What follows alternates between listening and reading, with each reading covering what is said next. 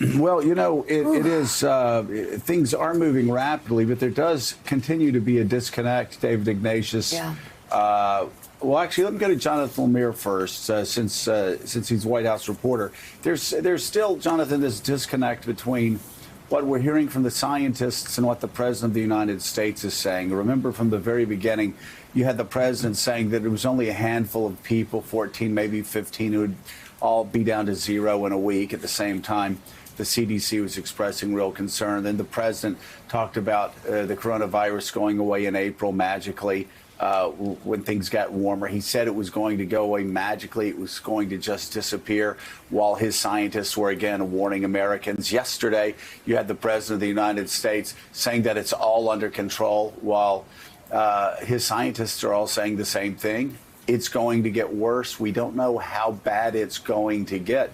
You even had some irresponsible members of Congress, remarkably enough, Republicans, of course, I've got to say that, sadly, as a former member, saying, oh, go out to your restaurants, go out to your one. I think Devin Nunes even said, go out to pubs.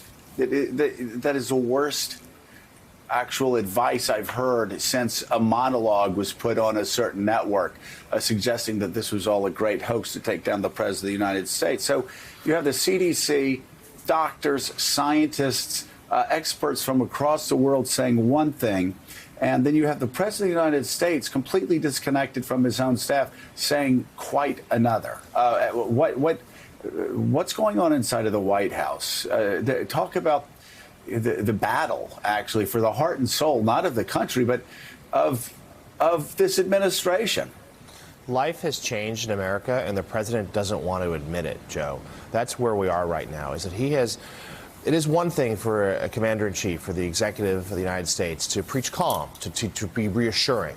That's okay. That's part of the job. But it's very different right now for the president, who seems to have, at least publicly, his head in the sand as to what is really happening. On Friday, after declaring the national emergency, which was a step that was needed, he was urged to do by members of both parties, including some of his closest advisors, he reluctantly got there because he was afraid that it would send a bad signal to the markets, acknowledging just the severity of this crisis. But when he did it, the markets responded well on Friday. They did. And he then proceeded to take a victory lap on Twitter about it. We saw him over the weekend appear into the White House briefing room twice, once Saturday, once Sunday. On Saturday, wearing another campaign hat, suggesting that this is all going to be over soon, that Americans, again, stay calm. That's the right thing to say. But to not acknowledge the severity of the crisis is very different. Within the White House, we've had a couple of different factions here. There is a growing sense among top advisors, including Vice President Pence, Dr. Fauci, and others, to be more candid about where things are going, to acknowledge the American people that things are going to get worse before it gets better. Others, including Jared Kushner, Stephen Miller, are focused more on trying to be more prop up the markets, to sort of downplay the severity of this incident, of the spread of this virus, even though we are seeing, of course, cases tick up day after day. The president and the vice president urged Americans not to make runs on grocery stores, saying just buy for the week ahead. Right. And we saw, of course, last night, the CDC, against the backdrop of the Democratic debate, suggest that, Americans should, for the next 8 weeks, should avoid gatherings of 50 or more. And that is going to be a thing that changes American life. It will change American life, but there's not a scientist, there's not a doctor. I mean, I'm reading conservatives who have apologized for Donald Trump for 3.5 years when there was nothing left to defend, who are actually saying this is serious. Yeah. Listen to the scientists. I'm seeing it on blog posts from pro-Trump people. I'm seeing it everywhere. And yet the President of the United States, David Ignatius, is still saying we've got this completely under control. It's going to be okay. Things are going to disappear. And David, here's the impact of it, okay? You can have Dr. Fauci and every other great scientist going out telling people the truth. But I'm still getting emails from friends of mine who support Donald Trump, who are saying, the president says this is overblown. I can still go about my daily life.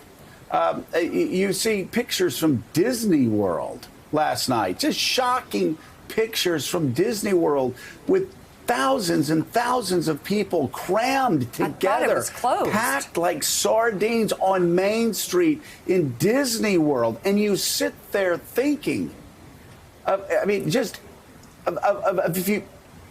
how many people there had the coronavirus and don't know about it? How many were they spread to? And how many seniors are now going to die in the state of Florida and across the nation because people like that would go last night say, well, the president says it's not much of a big deal. So that's fine. So the president goes out and says it's not a big deal. Then he gets all of his scientists telling us how serious this is going to be. And people just listen to the president. He's still responsible for this chaos going on. Why can't he listen to his own scientists? You know, Joe, that's part of the mystery of Donald Trump. He lacks the self-confidence, the self-knowledge, the wisdom, perhaps, to listen to those who really are experts. I find it a little chilling just to watch all of those experts, the key people we're depending on, crammed up on a podium behind the president because he wants that show, and they're all not much social distance there. I wish they'd give each other a little more space. I don't want anybody too near Dr. Fauci. This period that we're living in, I don't think any of us have ever lived through anything quite like this, is giving us a lesson in what leadership is in the absence of it. When I read my history, I see Washington in the early years of the Revolutionary War faced terrible adversity. Nothing went right. You know, one failure after another. And yet he kept the confidence of the troops and the country. Same thing with Lincoln. Lincoln's search for the general who could win, the defeats early in the Civil War, the sense of despair, desire to abandon this effort. Same thing with Franklin Roosevelt during World War II. Roosevelt was a steady, calm presence. He trusted his generals. He trusted his scientists. He conveyed that sense that he was the nation's father, if you will, and he was going to help everybody get to where they needed it. I hate to be partisan, but to quote something Joe Biden said last night in the debate, this is bigger than any of us. That's the one thing that doesn't come through when Donald Trump speaks, is that sense of humility, which really is at the core of real leadership always. Well, it is. And Ed Luce, you look at the disaster that the testing rollout was. And again, I've got to say, Joe Biden easily had his best debate last night talking about testing, how he would handle testing. But the president's been disastrous on testing. We're going to talk about the airports yesterday in a second, but no pre-planning for that either. That was disastrous across the United States. Again, confining thousands of people in tight areas, which obviously will spread the pandemic as well. But there you have, again, the president at the center of all of this, still not seeming to take any of this seriously. Again, having his people make the right moves now, but the president's own words still giving deniers a reason to say what Devin Nunes said yesterday: go out to your pubs, stop being a baby, go out and hang out wherever you go. And what the president doesn't understand, Ed, is that spooks the markets. This isn't about me, right? They think this is about the media, like Trumpists. This isn't about me. When the president speaks that way, I know the president. I know his failings. I know what he's incapable of. It's the markets, Ed, that when they hear the president of the United States speak that way, saying we have it all under control when he has no idea what the next 3 months are going to look like, the markets crash. And it's exactly what they did overnight. So the president was clearly delighted by the Fed's move yesterday to slash interest rates to zero, have $700 billion of quantitative easing, use that bazooka. But what he said shortly after the Fed did that, which was we have tremendous power and control over this virus, negated what the Fed did, because it indicated that the leadership was not aware of the scale and duration of this problem, something that the Fed, by its actions, had just signaled it did grasp. So again, very strong mixed signals there that are being reflected by the market reaction this morning in Europe and Asia, all down. Dow futures all sharply down. I think, the sort of thing I always relate to, and I'm sure we all do in our own way, is that that United Airlines pilot, who says, oh, just a slight delay, 10 minutes, we should be off and taxiing. Yeah. And then half an hour later saying, well, actually, it's a maintenance problem. It's going to be a couple of hours. And then 4 hours later saying, sorry, the flight's cancelled. If you give bad news early, people trust you. And Right. Donald Trump keeps talking happy talk. Happy clappy talk, Yeah. and he keeps getting contradicted by the people working for him. Well, and by the reality. Well, the thing is, Mika, it's something that we've been saying, literally saying. You can go back and look at the tapes I for know. 3 weeks.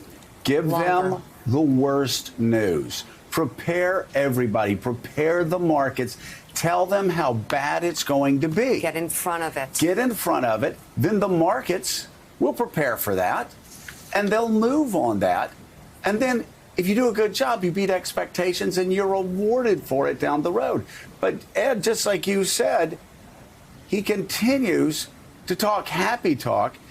And there's a string of quotes that are going to follow him for the rest of his political life, saying that there's only 14 people will be down to zero pretty soon. This is going to disappear magically in April. Everyone who when wants it a warms test up, everything's gets a fine. test. Anybody that wants a test gets a test, and it goes on. No tests here. And he once again this weekend talked about demoting the Fed chairman. The Fed chairman decides to reduce interest rates down to zero. I had complained last week that they were reduced half a point. The markets crashed because they saw that as panic. That he needed to leave. The Fed needed to leave something in their arsenal for when things really got bad. Because things, as Dr. Fauci said, are still going to get worse. We have nothing left in our arsenal when you do what the Fed did yesterday and reduce rates to zero. There's not much left in the arsenal for when things really get bad 3-4 weeks from now. That is true, but if you sort of keep with the analogy of keeping your powder dry, look, when your front lines are being overrun, you don't want to keep your powder dry. You want to use your powder. So I think what Jay Powell signaled yesterday was the Fed will do whatever it takes, and there are many other things it can do beyond sort of going into negative interest rates. It can guarantee lending to small businesses, keeping credit flowing through the economy. But what Jay Powell emphasized very strongly yesterday is that this is a matter for fiscal policy.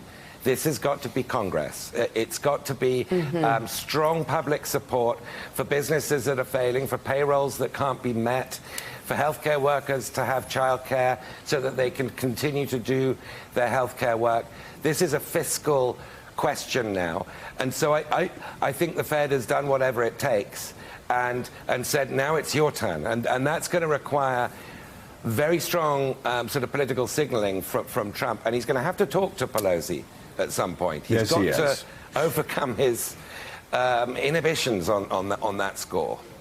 Thanks for checking out MSNBC on YouTube, and make sure you subscribe to stay up to date on the day's biggest stories. And you can click on any of the videos around us to watch more from Morning Joe and MSNBC. Thanks so much for watching.